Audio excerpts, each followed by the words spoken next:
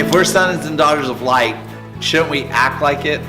Today we talked about, Jesus being on the boat and all the disciples being out of their mind, going crazy, and Jesus just sleeping, snoring. He's resting because he believes in your authority. He doesn't need to get up and go about the ship. And we shouldn't be people that are going about life when life hits the fan, and you know what I mean. We shouldn't be going and feeling like we're like everybody else that responds like everyone else. There should be a response out of us that we recognize our authority, we recognize our power, and we speak to those atmospheres and those events. We speak into those things, and we shift the atmosphere. We change what happens. That's what we need to be activated in. If you came this morning, you heard that. If you didn't come this morning, you weren't a part of that impartation. Now listen, obviously we're in the kingdom. It's not just about going to church.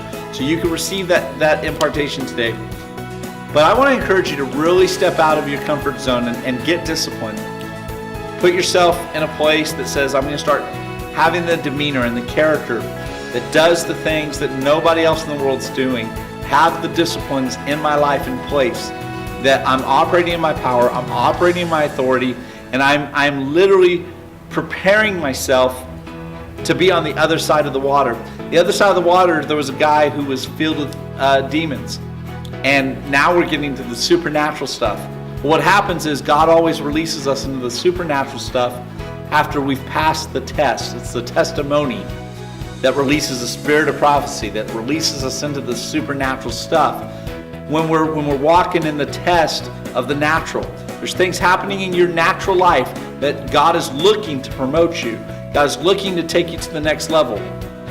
What you do, how you steward the natural waves and winds, and the very interesting thing is there was lots of boats around them. The Bible says that there was boats traveling with them to the other side. I can just imagine, this is Jesus' staff members, this is his guys.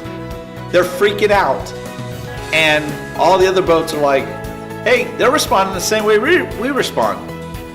Isn't Jesus on that boat? Well, let me ask you a question. Is Jesus on your boat?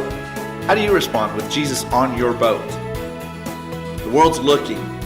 I'm not telling you this to condemn you, to convict you. I'm telling this to encourage you. It's time you rise to who you are, a prince and princess, king and priest in the kingdom. I love you. Miss you today. Yay, God.